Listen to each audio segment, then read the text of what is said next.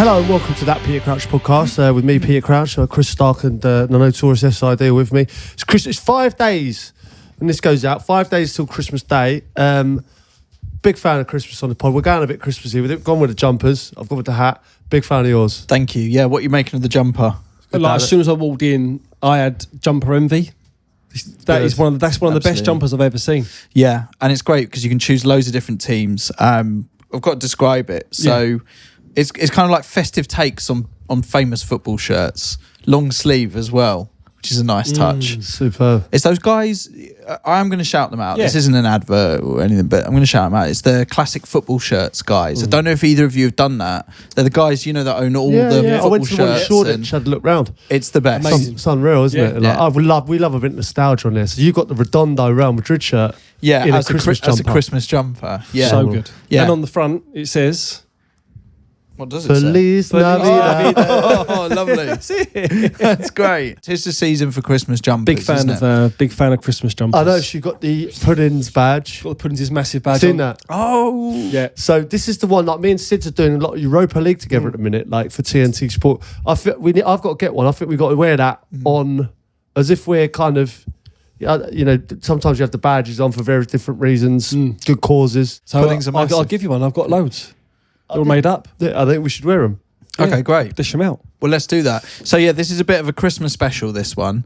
And by that, I do just mean it's the same podcast, except we're in Christmas jumpers and Crouchy's in a Santa hat. Yeah, I forgot I had that on actually. Can I just take that off now? Because I'm not actually that bothered about it being on. I think it serves its purpose. Yeah, I think it It's a Christmas podcast. And as such, the idea behind it is reasonably Christmas lazy as well. But we'll get away with it because it's Christmas. That's the theory. Everyone does, don't they? Everyone's just rolling into Christmas now. The focus is, a few drinks in the pub, Christmas parties, that kind of thing. So yes, from my understanding, it's going to be a few Christmas stories, this podcast. Anything sort of tenuously linked to Christmas as a topic counts today. The Christmas parties and stuff like that. We're great with the football clubs as well. Like, we lived through a period where it was okay to go out for Christmas. And then we lived through a period towards the end where it was not. It was seen as just a piss up, which it obviously is. Yeah. But with it being tradition, it was kind of with football clubs. It was like, well, why is that a tradition when you could lose so many games around that period and ruin your whole season? Yeah, do you know what I mean? Harry's way of looking at it was, you paid very, very well. Why don't you just work as hard as you possibly can in the season, and you can do what you like in the summer? I don't think the big teams can do Christmas parties now. I think it's got to be an in-house one. I agree. I think the lower divisions, they still plough through. Yeah, but how does Christmas sort of set into the club? We often talk about Christmas parties, and I'm sure we'll jog some memories today of you two having Christmas parties and that.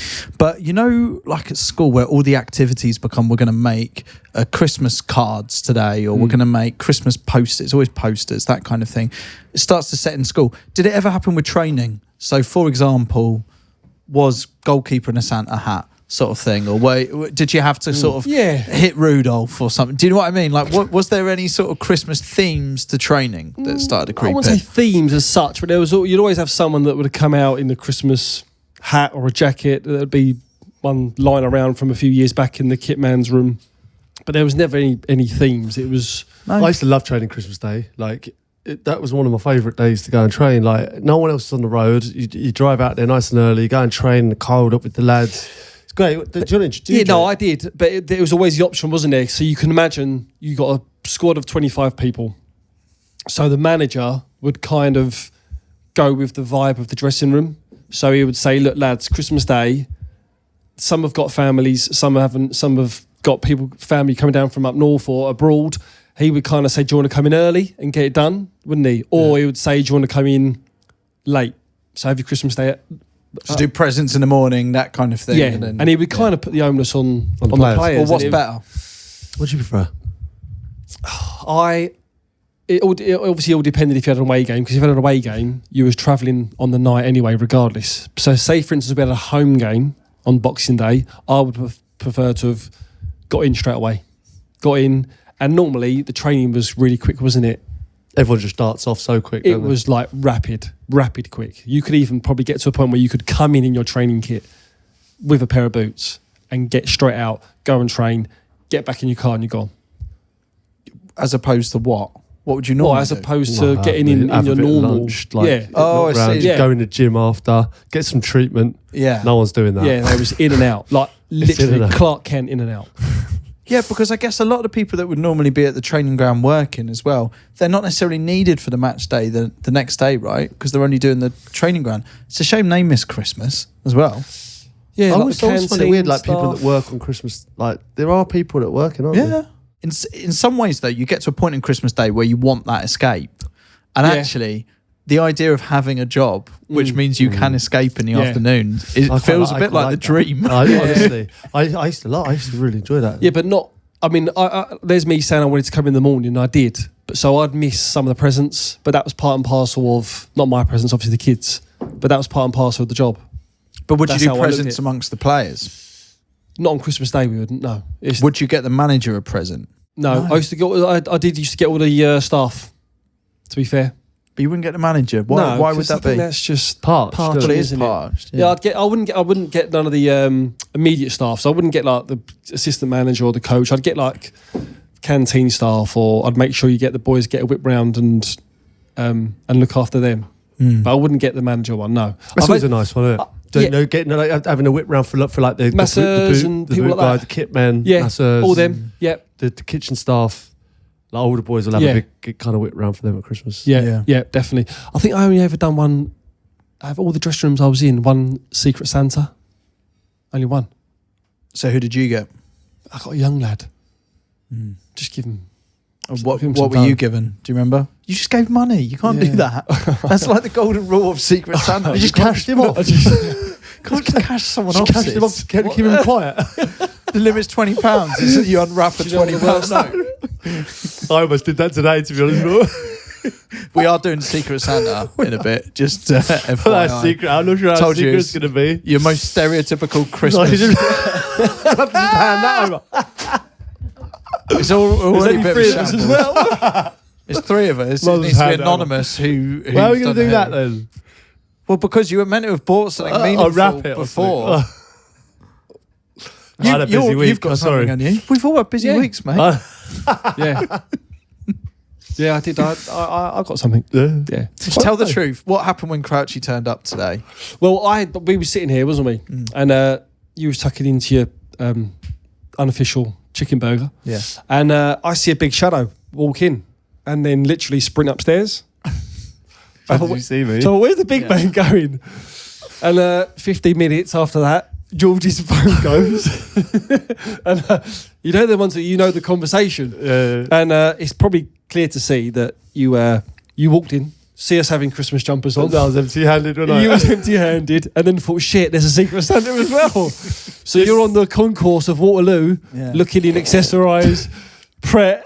I went in the mall. Where did you go? I went in the mall. The woman in accessorised was like, "What on earth are you doing in here?" I was like, "I'm looking for a jumper," and I almost bought the one. It was 2 sizes too small. But I went for this one. It seems. Yeah. So you secured the jumper.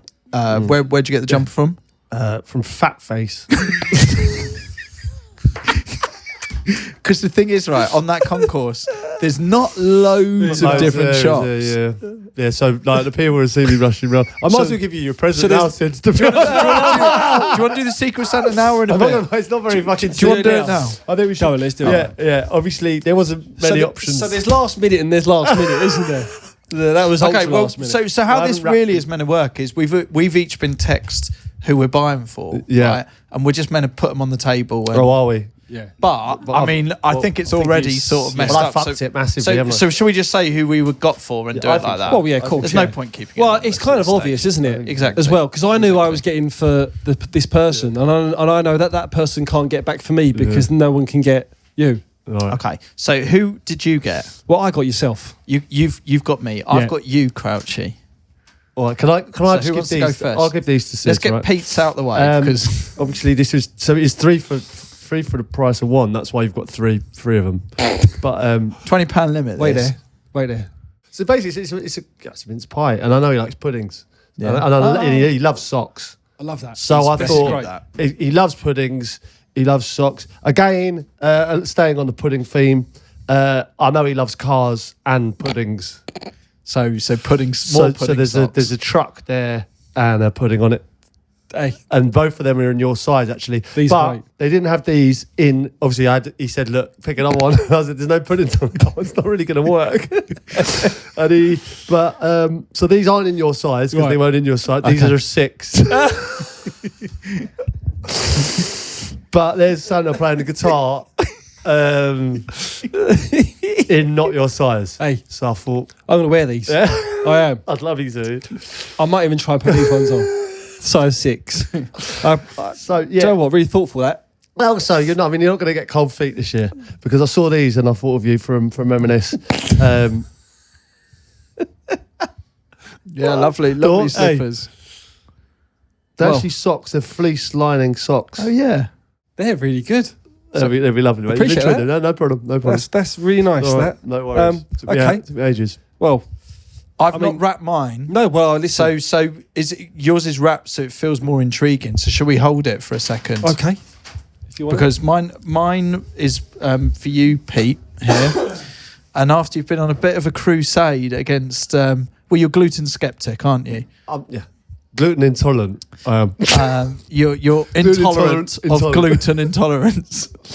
And if you don't know what this is about, you have to catch up on another episode. But what I did is, I think this would be interesting to see, is I've bought you a gluten intolerance test so we can see if you yourself are in fact intolerant to gluten. Wow. That is thinking. That's actually really interesting. Isn't it? Yeah. And then we can deliver the results, maybe. And do you know what? I'd actually like to be, if it goes positive, Yeah. and I have, I know it's a load of bollocks. But it'd be good to know, wouldn't it? Good to know. Do you have to send that off? Results in 15 minutes. We could do the test now. Let's do it now. Oh, yes. I mean, what more do you want from a podcast than a live allergy test? By the end of this podcast, we will find out if Crouchy is in fact gluten intolerant.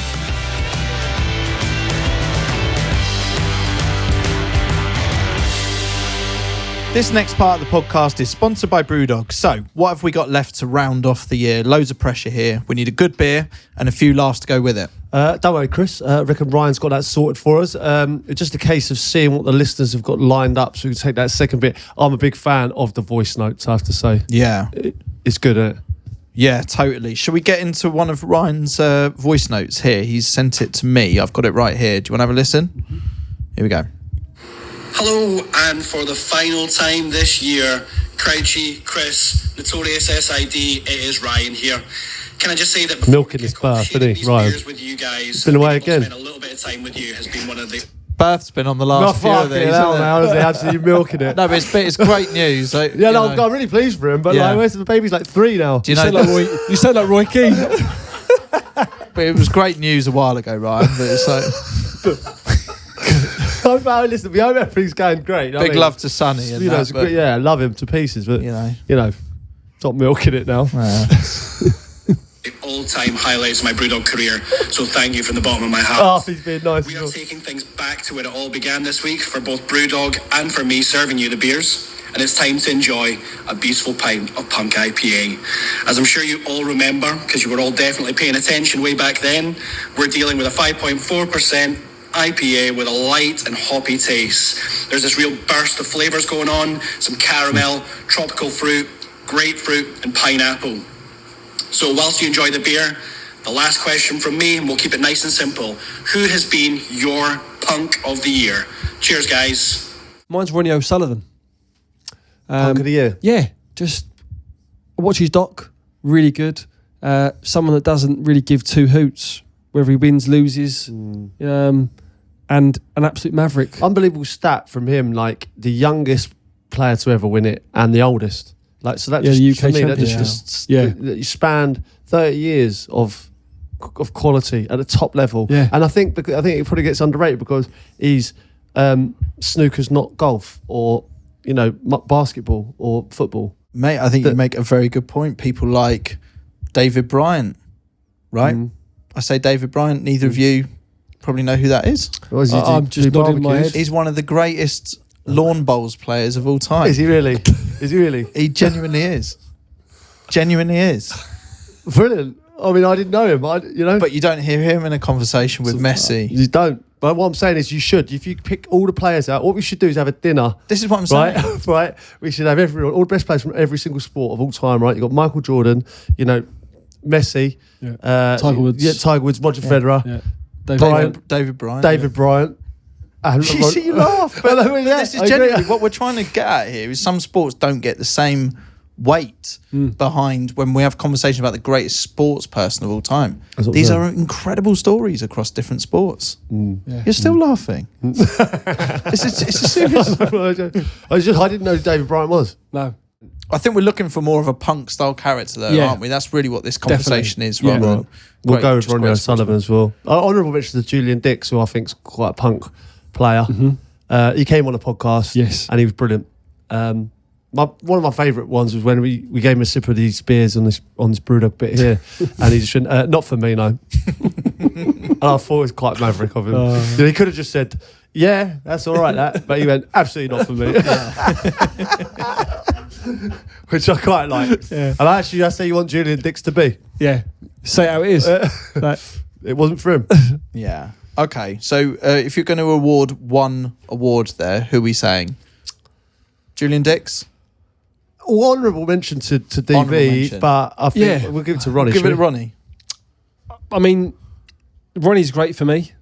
We'll go with Ronnie. I think All right. DB's up there, but Ronnie just pips it. It's been good handing out these end of year awards. It's been quite a nice way to sort of sum up the year. It's been a really fun year. We've had some amazing shouts coming in from listeners. Boys, I believe we've got one last voice note to listen to for the year. And all I'm told is it's from an old friend of the pod. Are you ready? Intriguing. Okay. Here we go. Hey guys, Graham here. Although I can think of a few awards my friend should be nominated for this year, I think in this submission I'm going to nominate myself for my Ed Sheeran impression. It's the Ed Sheeran guy. Oh, Graham. I was like, Graham? Who? No, Yeah. As soon as you said Graham, I was like, it's the Ed Sheeran guy fella. Yeah. Wow. Yeah. It's the Ed Sheeran guy. I like, he is amazing. Please tell me he's got another song, Chris. Well, I'm looking at his voice note. There's still a good sort of 40 seconds to go. thank So God. I'm hoping so. Thank God. I'm going to pick up the pieces and build a Lego house.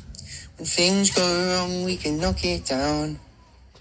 My 3 words have 2 meanings. There's one thing on my mind. It's all for you. It's dark and a cold December, but I got you to keep me warm. If you're broken, I'll mend you. I'll keep you sheltered from the sun. Raging on now. I'm out of love. I'm out of love. I'll pick you up when you're getting down. And after all these things you've done, I hope and love you better now. Wow. Sensational. Oh my God. Wow. Graham. Oh, fuck me. Why don't we why don't we make early next year boost spirits and all that? Let's get him out on the street. Let's get him busking. But like for us, yeah. we'll bring him here or something. Right, yeah, and I have to say we've had hours of entertainment this year via all the list of voice notes. Not just Graham. The videos and messages you've left for us on social have been unbelievable. Thanks to everyone who got involved, for all those who joined us for a pint and won a crate. Hopefully you enjoyed them. Yeah, and for everyone else, if you want to enjoy a sip of punk IPA like we're doing right now, just head over to brewdog.com where new customers can get 15% off using the code Crouch15 at checkout. So just type that in when you get to checkout, Crouch15. And cheers, everyone. What a year it's been. Cheers, boys. Cheers. Cheers.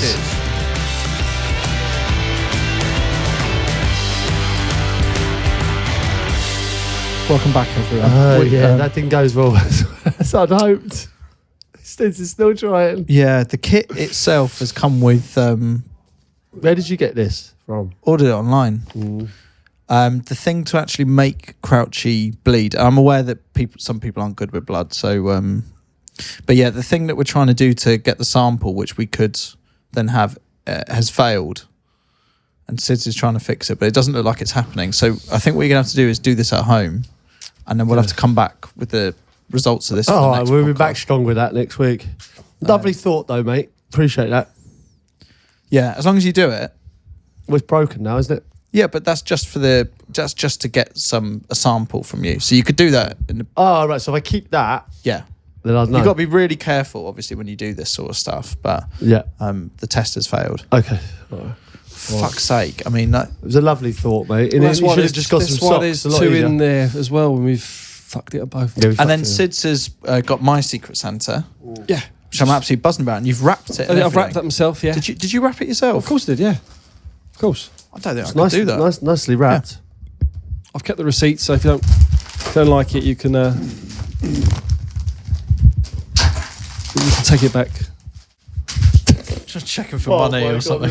What's this? It's a roll neck, isn't it? It's a roll neck. It's amazing. It's got the chain on it. Wow. With chain. How did you find that? It's got the rock chain on it. It's a rock. Look at that. Me and you've got to wear the same thing one day. I just thought, let's bring it back. Let's bring it back. 100%. You know, you was digging the look then. Great look. I think it will suit you. One of my favourite looks of Steve Sidwell this year has been him in a roll neck. Look, really Steve Jobs. We've talked about it before. And we were talking about my one experience in a roll neck, which it was kind of a disaster. But yeah, mate, thank you so much. I look forward to wearing that. Great. Just send us a pic of that on Christmas Day. I will. Shall I do it Christmas Please, Day? if you don't mind.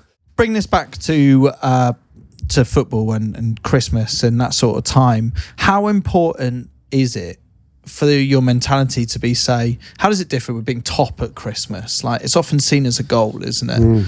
But really, the season has got so much longer left of it. But Christmas seems to be this kind of hump that you want to get over, and it's still a tangible aim, even though there is no trophy or anything that really. But how big is that from a mentality point of view of a player? I think there's loads of stats backing up the fact that if you come out of the Christmas period top, like there's not many that lose it. And obviously there are anomalies, but most of the time, if you're top around that time, I think it's a good time to be top, isn't it? I think once you come out of the period, it's like you get rid of all the kind of pretenders, if you like. I heard Roy Keane say it the other day, there's a few pretenders, and then you come out of the Christmas period and they fall away, and then you see who's really like going for the title. And quite often it's a 2-horse race, but this year it feels like it could be 3, which would be great. I going back on my career, I think near enough every December, it's probably the first checkpoint that the manager has the meeting, where he sits you down and says, boys, 9 games in 4 weeks. He sort of addresses the squad, does it? We're going to need everyone in the room. Makes it feel like everyone's going to take part. Everyone's going to get some game time. Live correctly. You're obviously going to have probably a Christmas party, admitted. But this is an element where if we come through this, we're going to put ourselves into the new year on a good front, like on the front foot, in a good vein of form.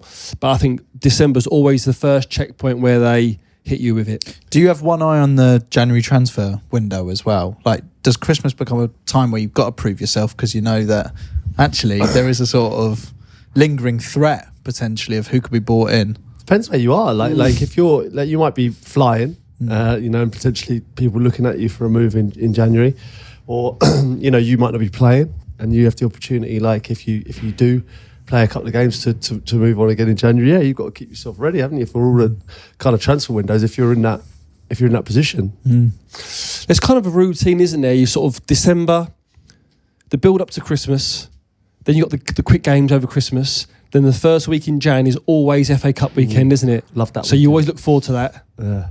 Or the British lads do. Yeah. The foreign lads just get on with it. And then it's kind of, then after that, then it kind of calms down a bit. But then the January window's open already by then, and that's when it hits you. It's like, fuck, wow. It's literally the last 6 weeks have flown by. So it goes quick because you have so many games. Yeah. Do you know what I mean? So from December 4th to January 11th, it literally just flies by. So you hit this intense time. Have you ever been part of a team that you're sort of going into Christmas, it's gone in reverse? So you go into Christmas and you sort of fairly good results and that, and you've actually been, as Roy Keane might say, a pretender, and you've fallen away at Christmas and it's had that detrimental effect on your season. Yeah, I've had that before. And there's actually nothing worse. It's a fucking nightmare. Like, and then there's a few times where you're kind of out of the cups and stuff like that. When you're like around kind of November time, you have a little break away. It's November, is it, when you have that? November, last international break's November, yeah. Like November. So you might get a little trip away, and it's one of those Dubai trips, the Sam Allardyce West Ham trips, and you probably might have had a bit of fun out there as well, and then you come back straight into the Christmas period, and if you don't perform and you've had that trip, like the pressure's on because you want to do it again because it's fun, but like the owners and the people that have paid for that trip, if you come back and go start losing every game around Christmas, it can kill this season. Yeah. And you're like, well, hold on a minute, what the hell are you doing in that fucking warm weather trip? Yeah. Do you know what I mean? It becomes kind of like more pressure to perform. But we haven't discussed your team Christmas parties, really, I don't think, yet on this podcast. How we had a few. I was just on the back of that, we had that at Chelsea when I was there. We wasn't having a great time at that particular time at Christmas, so we had an in-house one at Stamford Bridge with the wives. Fancy dress. And fancy dress with the wives? Yeah. Is that an odd vibe? Do you think?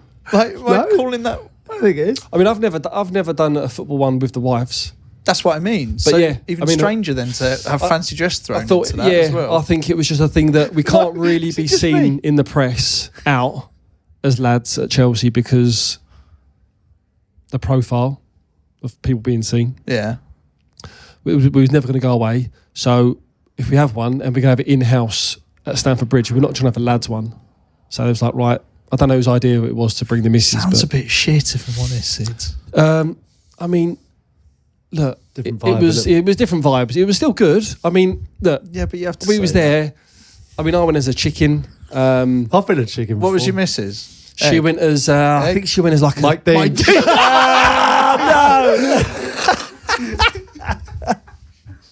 Ahead of the curve.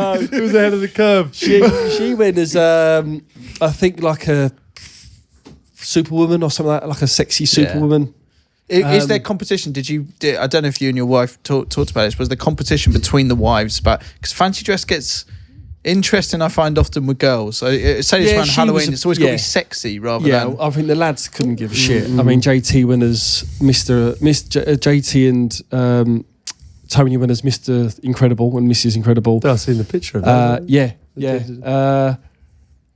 I mean, Ashley Cole turned up as Batman with Cheryl Cole's Catwoman. Stop it.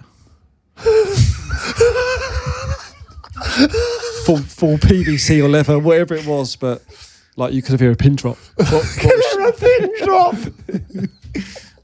Was there like a big entrance? Was it? No, I think they arrived late because I think like Coley's Coley. Yeah, but I'm imagining for the sign. I'm imagining Del Boy and Rodney. When they go into that room, but just it all goes quiet. Yeah. Yeah, I mean, she looked fantastic. Yeah, and he looked great. And he looked great. Yeah, well. Yeah. I think he looked great. We had DJ Spoonie. He was DJing. You see, this is good. Yeah, now. It was good. I mean, do you know what? There's actually a video. I've got a video of Spoonie. He actually come as the DJ. He come fancy dress as well. He come in like an old-fashioned golfer, so with the high socks, the flat cap, with a golf bag, with like a pencil golf bag and some clubs. So when we was leaving. I don't know what time we finished, 1, 2 in the morning. We had to leave via the pitch. So we had to go down from the venue, one of the boxes or hospitality suites, down the concourse, onto the pitch, and then walk around the pitch. And I said to Spoons, can you get a golf ball? Have you got any golf balls in the bag? He went, yeah. I said, can you, from one end to the other, this is pitch black, by the way, and just with do you remember the lights that go on the pitch to get the grass to grow? Yeah. The floodlights. So you could just about see the goal at the far end. And I said, can you sling a ball through that goal?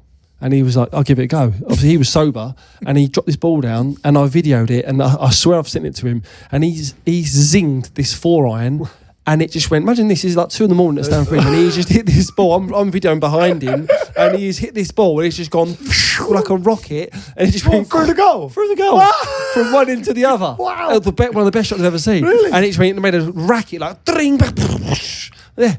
And wow. And that was it. And I've sent the video to him. Brilliant.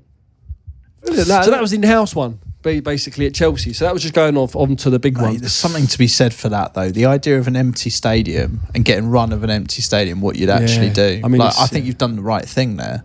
Because has anyone ever done that? Hit a golf ball from one side to the other? I wouldn't say anyone's even. I don't think it's Stamford Bridge. Mind you, they might have done when the cars were parked behind the goal. It was long, but no, I don't think anyone's done that, have they? Yeah, amazing, Sid. Think of all the history on that football pitch, and Sid's has seen something that no one's ever seen on that pitch. Mate, DJ Spoonie pinging a 4-iron from one end to the other. But that's the beauty of the Christmas party, isn't it? That's the sort of thing that comes from it. And also, if you work in an iconic venue, right, anything from the Royal Albert Hall to a football stadium to, I don't know, literally any, but you get run of the place for your Christmas party, you want to do something with it. Yeah. There'll be stories out there. You know? I remember we went at Liverpool, we went to Aldo's bar. I remember that John Aldridge had a bar in Liverpool. Yeah, do you ever see the photo of Steven Gerrard when he walked in and he was an old man? Yeah. Wasn't he on a moped though? Wasn't so he had a mobility scooter. Oh, mobility scooter. But he had this mask that he had on was so good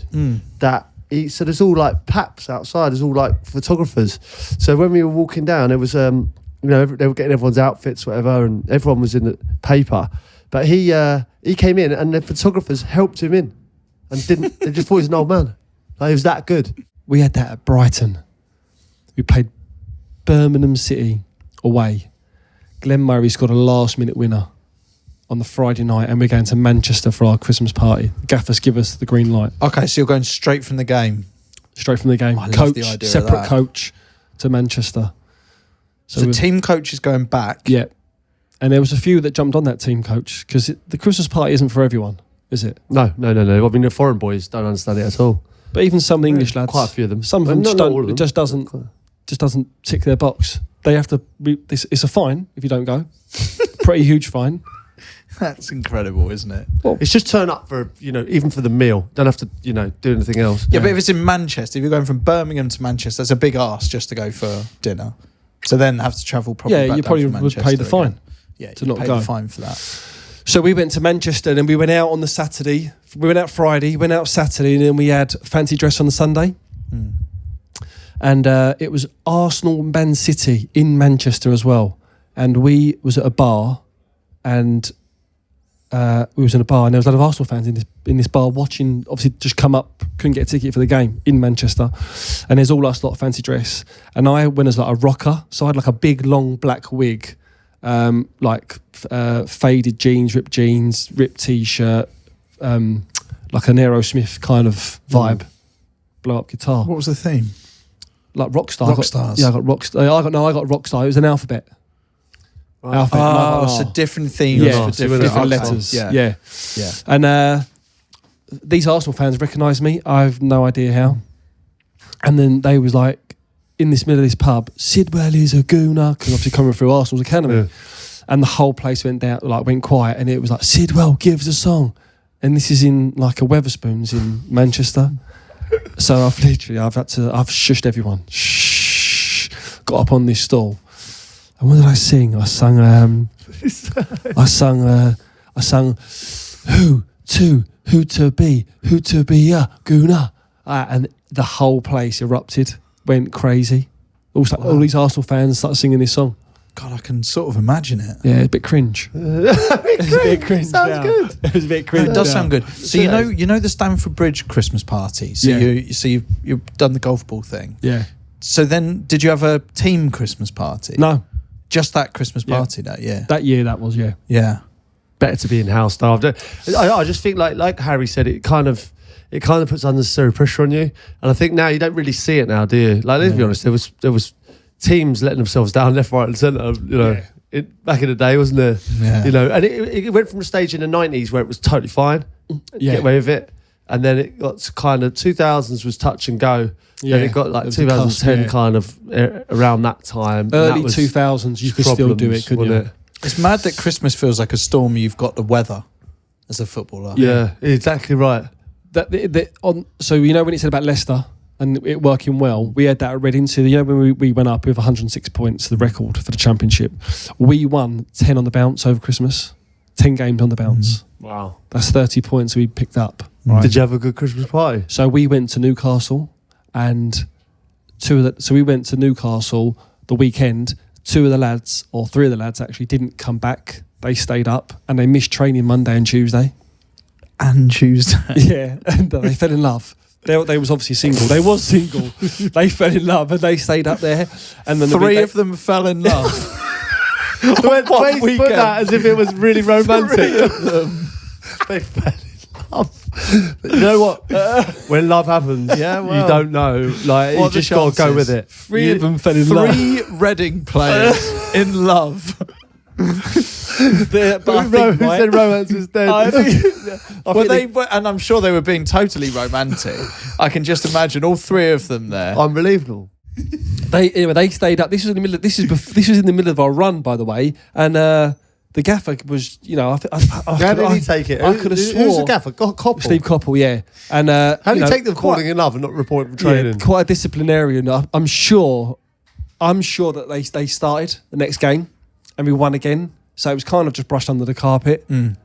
Everything helps. When you're winning games, it's just everything. That's what I mean. You were getting the points, so you can't argue. And if love strikes, then you just can't. What an amazing season for them! Record points. They fell in love. 3 people found love in a hopeless place. Unbelievable. Newcastle do that to you. I mean, it's the city of love, isn't it? For me. It was hard to get them back from the city. Newcastle. It was like when they say Bangkok's got them now. Newcastle. What I couldn't gather is right. What did they do on Monday and Tuesday? People had to work. I'm sure they must have just. What were they doing there? Oh, just freaking off. Wow. I dread to think. Yeah. Well, I'm sure, given that they were in love, it would have been just like the most incredibly romantic things that the city could offer. See on the film. I think they went to the races. I think on a Monday night. I think races was on. I don't know why it's falls in love. I mean, why not? Leave them to it. But it's just the idea that one of them's turned around to the other and gone, I think I'm in love. And the other one's gone, I think I'm in love. And matey, someone say love? Goes, I can't believe it. I'm in love too. I think the first one was like, fuck it, I ain't going home. That's what it was. And then the other one was like, well, if you're staying, I'm going to stay. Oh, brilliant. Because I'm in love. And then the other one went, if you two are going to stay, then I've got license to stay. Yeah. So fair enough.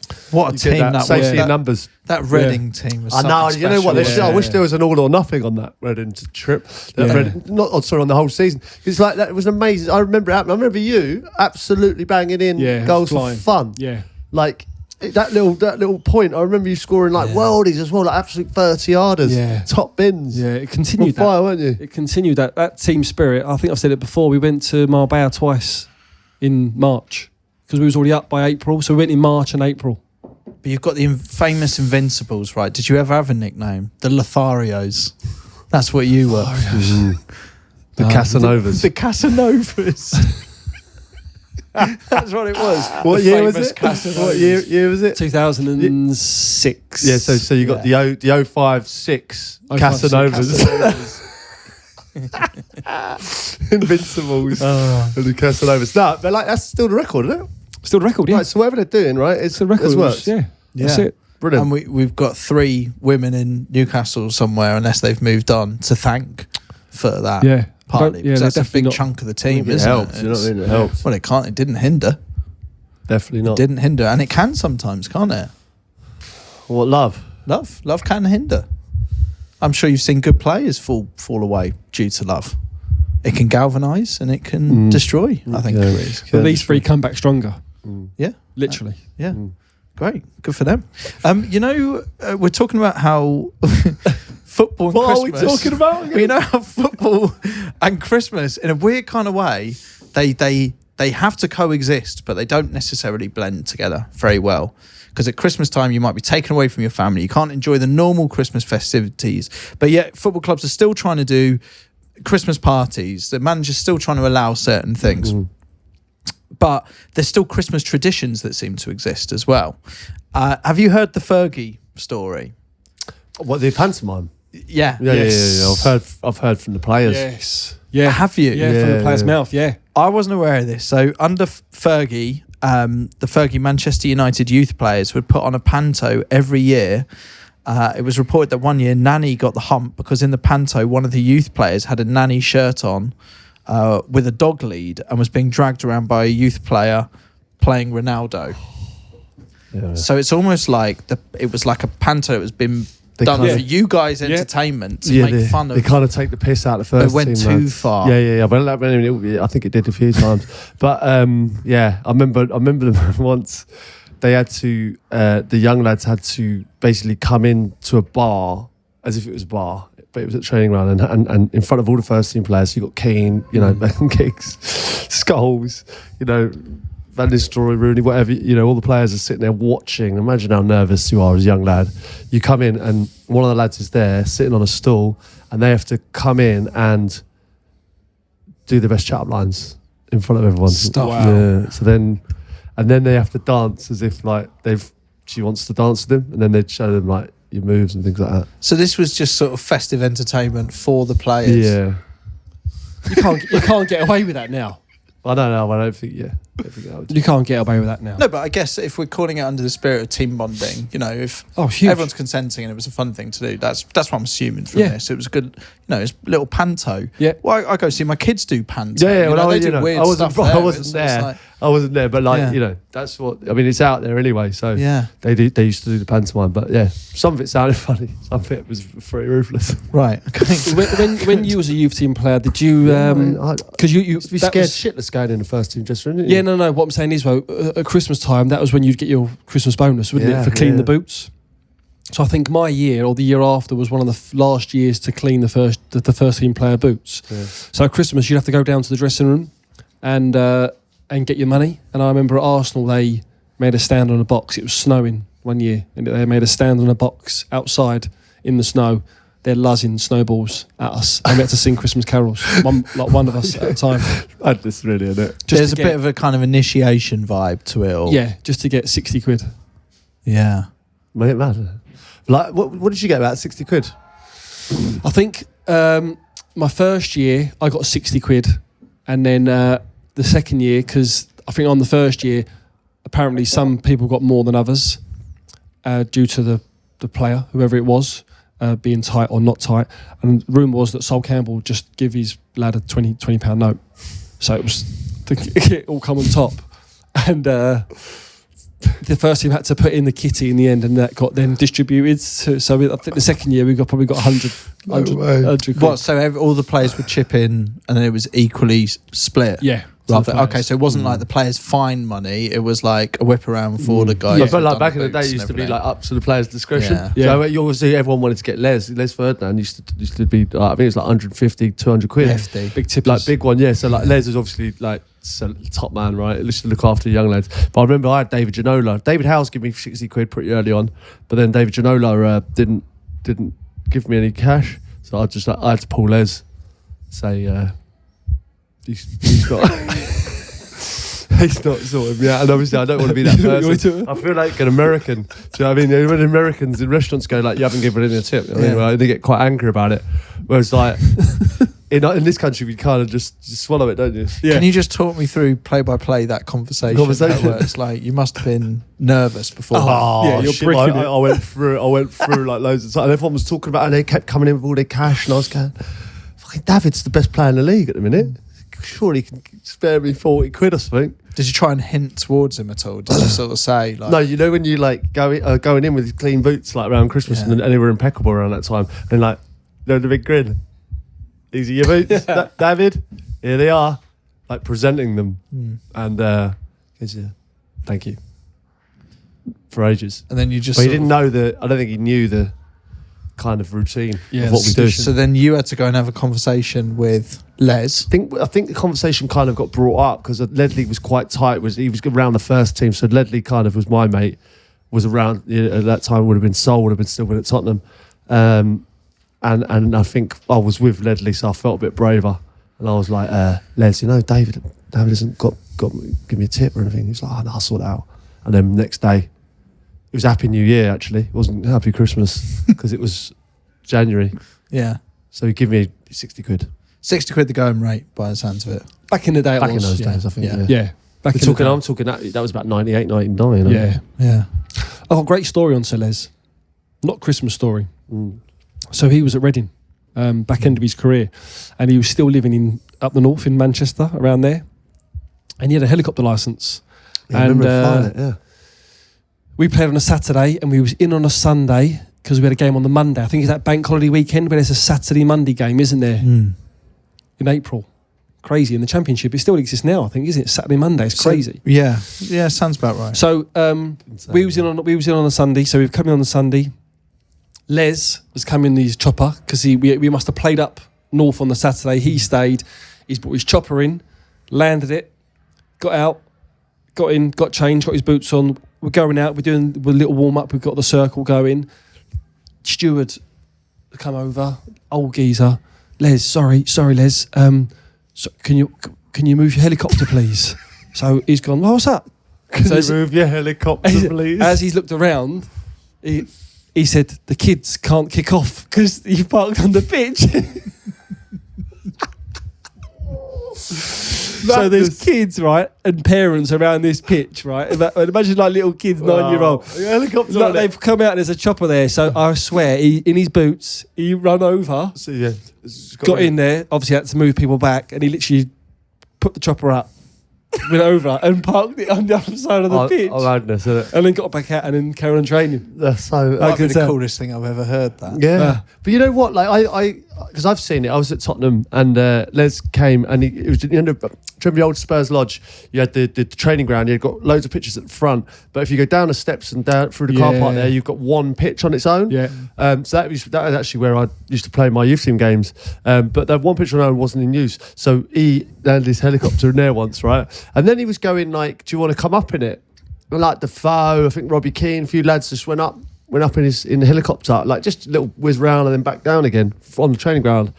I was like, I don't know why, but I don't trust. Like, if I get in a helicopter with someone I don't know, I trust them more than I would trust Les Ferdinand. And that's weird because I know Les, and I should trust the person you know more than the person I don't know. No, I get it. But I was like, you're Les Ferdinand, you're a centre forward, you score goals, you don't fly helicopters. you don't fly helicopters. That's why I couldn't get my head round. I think you can be brilliant at football, but you're right to be suspicious about how good you are at flying a helicopter. Like for instance, if I said, right, no, I've got my licence, would you go out there now? I'll tell you what's weird. I can't even take helicopters out of it. I can't imagine either of you driving. Really? I can't imagine being in a car watching you drive. Driving a car? Driving a car. What? I'd find it well weird. Really? Yeah. Yeah.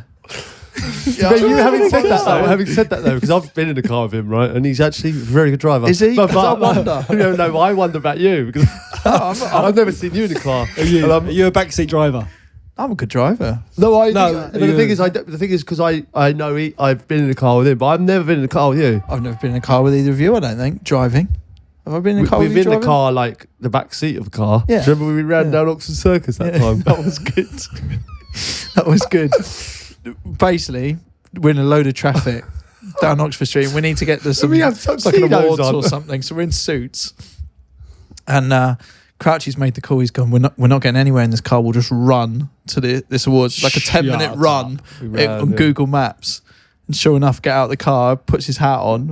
I'm running behind. I thought it's one of the maddest fucking experiences of my life. Just running down Regent Street. the whole way down Regent Street. Did you make it? In suits, we did actually, yeah. I was knackered, but... Sorry, back to the car thing though. There's something a bit unusual about it, and I think it might be your Sir Les thing as well, in that it's kind of like, I look at you two as phenomenal footballers, right? For some reason, I get a vibe you'd both be shit at driving cars. Really? Yeah. What do you think we'd be a bit reckless, maybe? Just like, there's just something a bit, you like sort of feeding the wheel through your hands kind of thing. Like, I don't know. You're a feeder of the wheel, 100%. No, you're two hands on the wheel, 100%. You're a two-hander. Are you a double-hander? You think I'm a two-hander? I think you'll be one of those that's always like, because you're used to it with the football. You're used to sort of like this awareness and sort of, I don't know. I just think it's... Do you get that vibe? Yeah. I'm a two-hander. You think? Whoa. George. That's really interesting, isn't it? I think it's quite interesting looking at someone and thinking, because we've talked about this before, like I think you can look at someone and say know if they're a Messi or Ronaldo man. Like I look at him and I know he's a Ronaldo man. Do you know what I mean? Like yeah, it looks like. Do you know what I mean? Like, it's weird. You just know. Yeah. Whereas There's nothing wrong with having two hands on the wheel, I should point out as well. But it's just how you should drive. But I'm saying Crouchy, I kind of see it as like, what would it be, 9 and 3?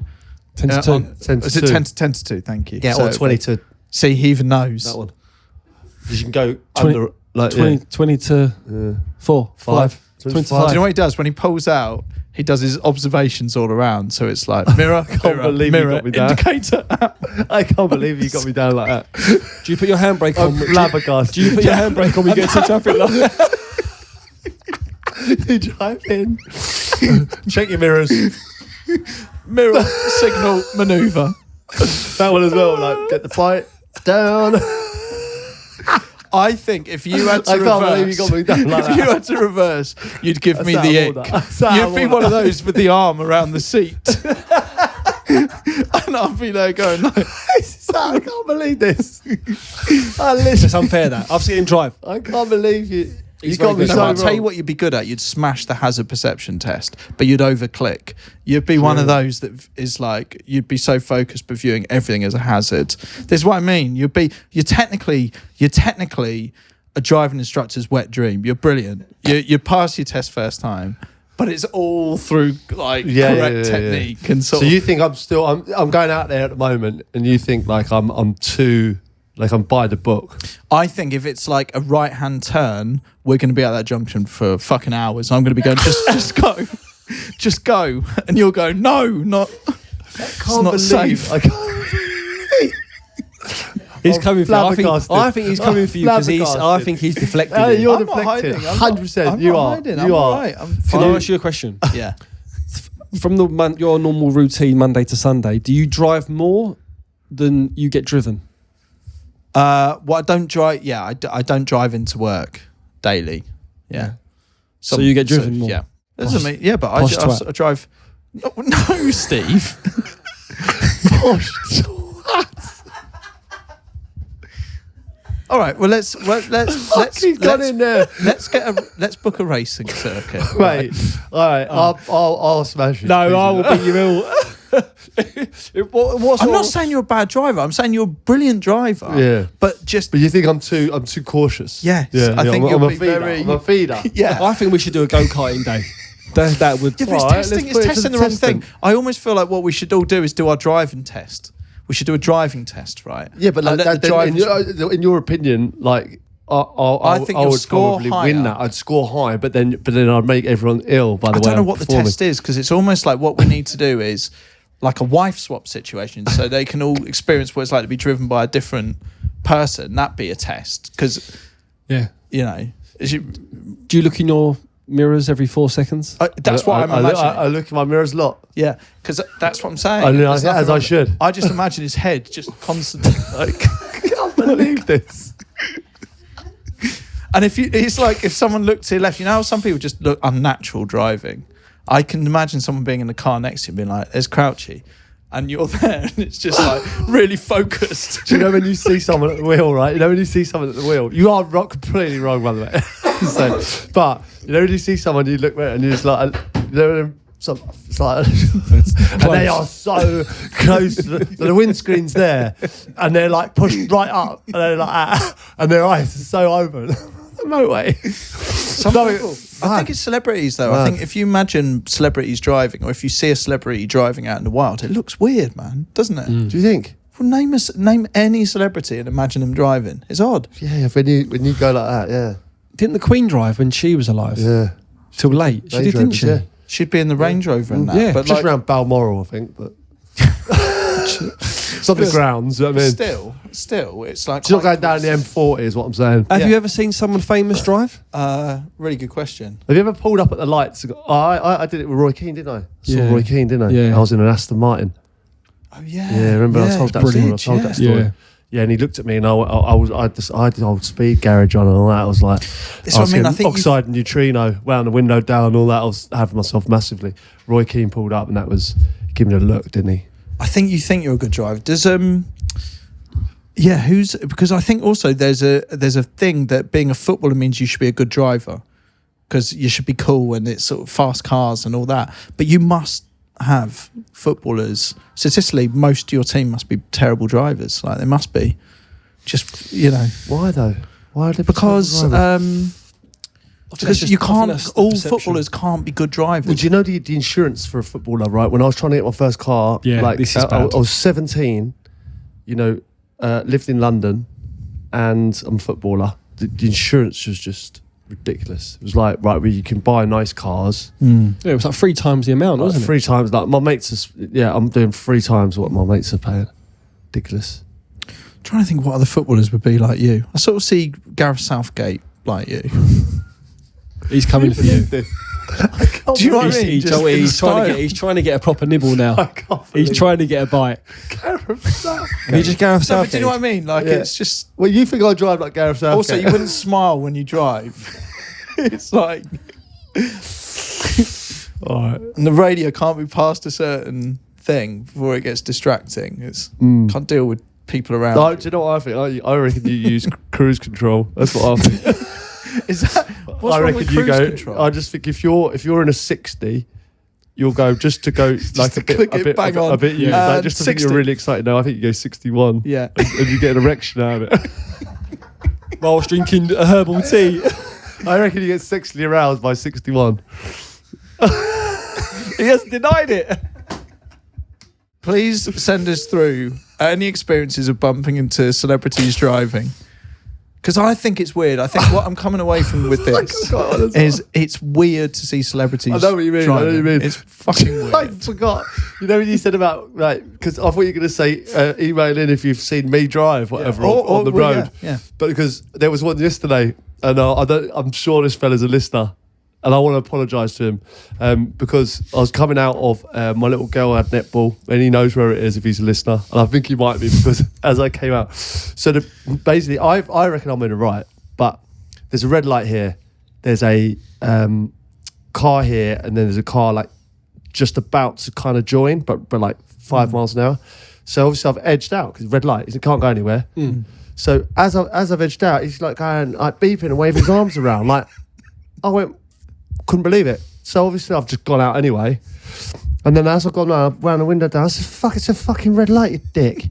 Like that. And then obviously I could see him about to give me some, and then he's obviously like recognised me, right? So he's gone, and then I could see his face kind of change. Instead of abusing me, he went, Crouchy. He went, calm down, mate. And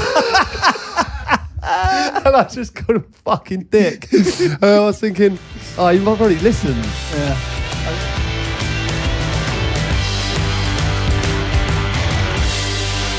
All right, got a few messages here. Little Crimbo messages, these ones. Oh, great. Yeah, message from Johnny says, once at work Christmas meal, I accidentally tossed my napkin onto a table and set it on fire.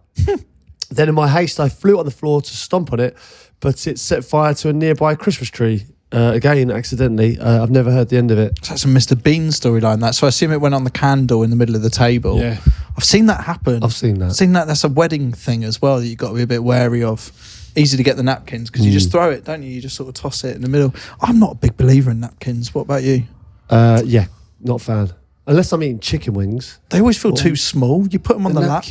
Yeah, I mean, it's just habit for me now. I just literally, I get it. As soon as I get down, I put it on my lap. I use it all the time. Do you? Yeah, but it's just habit. I actually do use it as well. I say use it, it's on my lap. But don't you think look, we don't need to go into this too much, but I just think they're always too small for the job. It kind of, I find you've got to keep your legs together the whole time, then you're better just having a towel draped across it. It's one of those things in restaurants, isn't it? Like the gluten question. The wine bollocks. There's so much goes on in restaurants that's for the performance. Yeah, I agree. I think. Yeah. The napkin being one of them. Like I literally, I could do this. Look, this is all you do. You're there. You go like that. Like you don't need the waiter to flick it out and drape it across you, do you? Yeah. Which is another thing that happens. It's like, don't worry about it, mate. I'll just put it there like that straight away. Yeah, they never teach these rules. It's a bit like they're willing to put the napkin on, but you can't call a waiter over to remove one, can you? No. If you can't be asked to put it on in the first place, in a way, yeah, it would be weird to say, it off. I'll just call the waiter over to remove the napkins from my lap. Right, so let's start doing that, right? Because I think, because actually... If they're going to put it on, they can take it off. After a meal, do you know what I mean? If they're going to put it on, right? After a meal, I've had loads of drink, I've eaten, tired now. Do you know what I mean? If anything, I need it after. Yeah. So like before, no problem. I haven't had a drink yet, no worries. But by the end, I'm like, oh, like just Saw point this napkin out, mate. Just point down on it. Just go. Saw the napkin, mate. You wouldn't do that. You wouldn't do Well, that. it's just obviously you wouldn't do that. No, but like what I'm saying is like, why would you do the I get burger? it, But it's like, yeah. that's exactly it. It's not a disrespect thing at all. Yeah. What we're saying is It's all for show. It's no need Don't at the start start. with that if you're not going to with finish it. Yeah, I agree. Yeah. Okay, so we've got a message from Smithy. Primary school Xmas night out, stupidly booked very close to the school we worked at. To put it bluntly, a member of staff whose position and name will remain unsaid decided to have a couple of Jaegers at the bar. This was innocent until he threw up all over the bar and was escorted out by the bouncer. As he was being thrown out, he realised the bouncer was a... fuck me. As he was being thrown out, he realised the bouncer was a parent of a kid in his class and he proceeded to shout, relatively aggressively, "How would you like it if I treated your child like this?" Luckily enough, the parent saw the funny side and brought him a teacher's gift box that included some Jaeger and a sick bag. # bouncers are massive. Oh, fair play to him. But teacher's Christmas party, I imagine the worst case scenario is you're bumping into parents or pupils. Oh, yeah, nothing worse. Or ex-pupils. That's the worst. You must get that everywhere. Think how many kids have gone to that school. Do you know what I mean? Like, Well, that's why you've got to go to Newcastle or Manchester and do really, if you're a City of teacher Love. from the school, and go head to the City of Love, get away from. Do you know what I mean? A different city where you won't know the parents or the I kids. reckon teachers give it a right go. Sorry? I reckon they blow the doors off it. Seriously. Well, teachers by and large sort of younger than you realise as well. Oh, and the older ones, it's the quiet ones you got to be careful of. Yeah. What do you think's the hilarious subject? PE. I reckon the PE, the brash ones, like, oi, get a fucking beer in, get a Jaeger. And I reckon this the science teacher. Hold on, was that your impression of a PE teacher? It's a PE teacher, they always wear shorts all year round, don't they? Why do they do that? Why there's always. How many keys have they got? Fuck's sake. Never seen so many keys on one key ring. Yeah. Well, you can close your eyes now and just everyone listening to this they're all envisage that one PE teacher. Oi! Right, son. Oi! Goose a Jaeger. Mr. Smith, you want a Jaeger? Yeah, I reckon. I don't know. I'm trying to think of who else it would be. Biology may be in for a shout there. I reckon geography and science. They're the loose Do you ones. think geography? Yeah, loose ones. Oh, I was going to say home earlier, geography. French. Yeah, no, French is a couple of nice glasses of red and a cheese board. Yeah. And then home. Yeah, I think languages. I think too elegant for Christmas parties. Yeah. You know, they're swirling the wine. DT.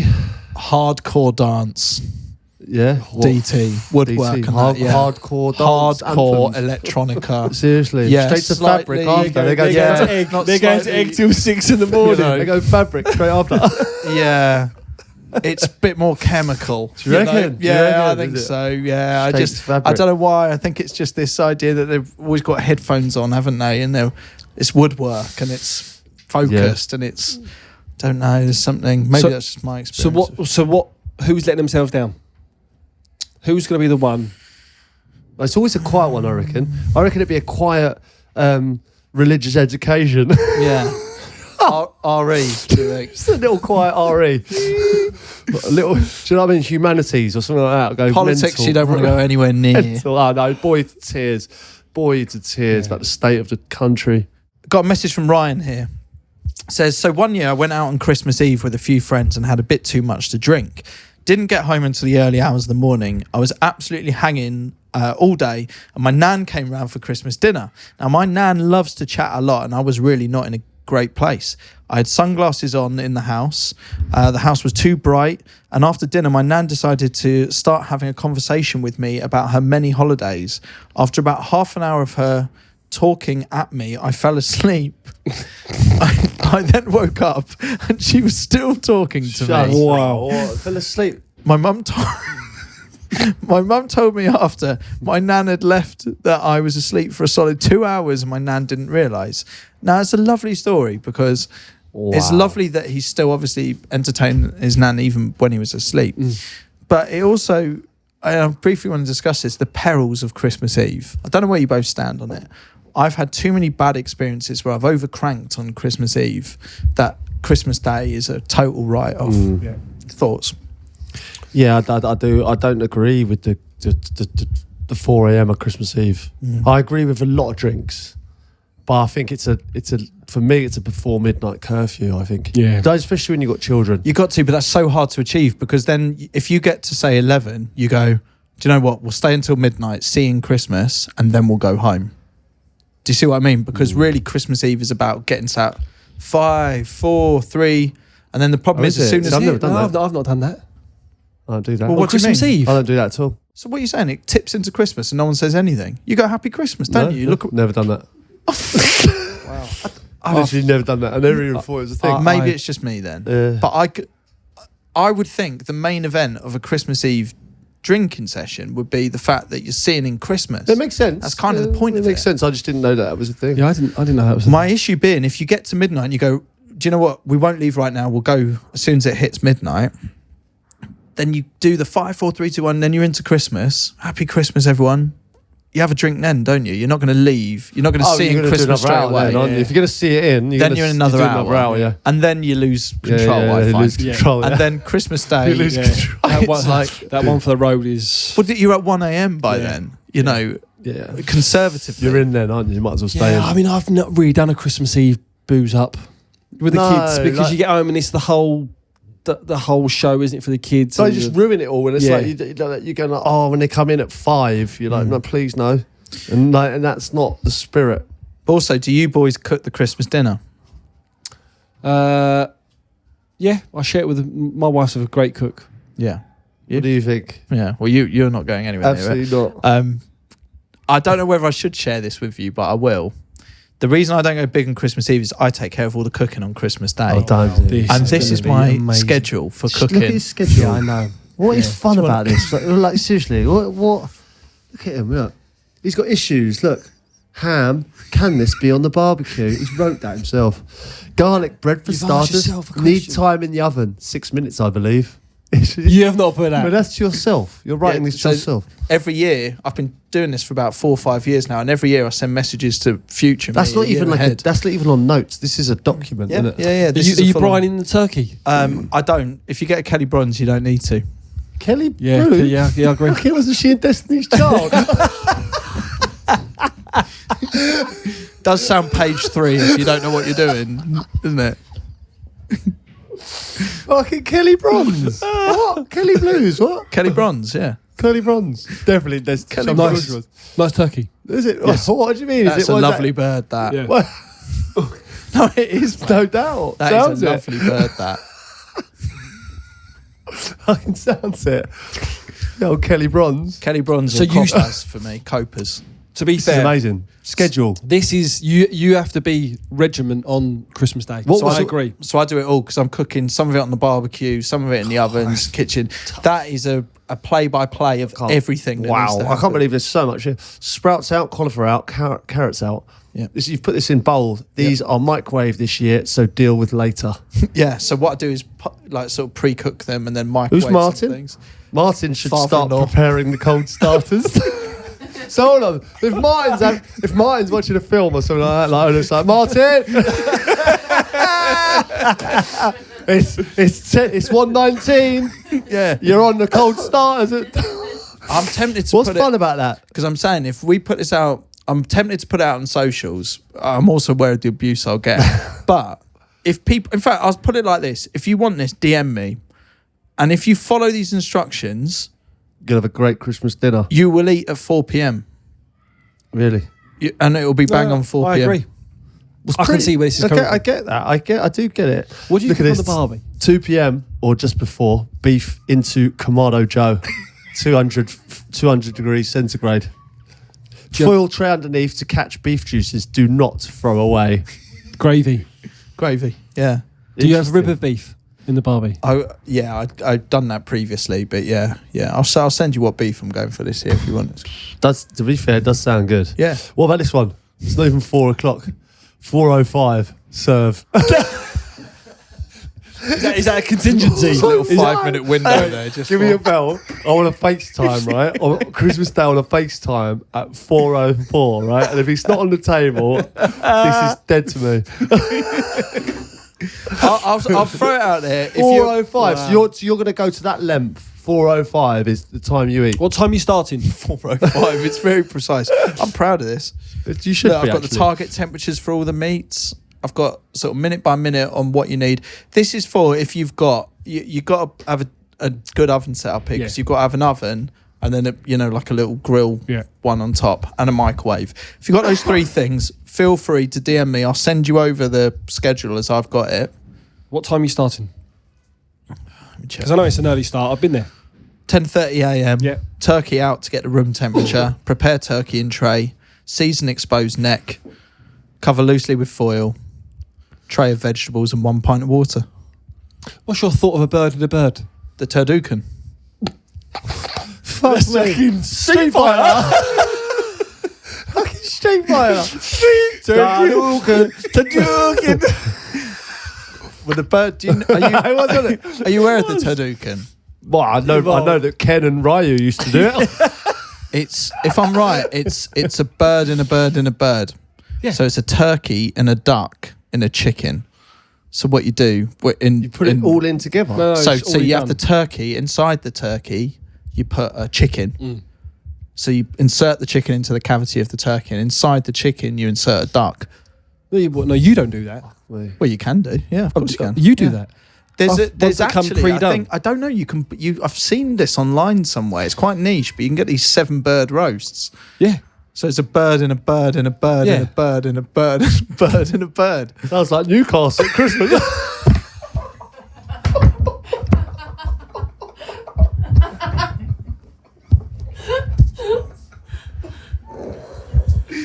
Wow. I think that's enough Christmas for today.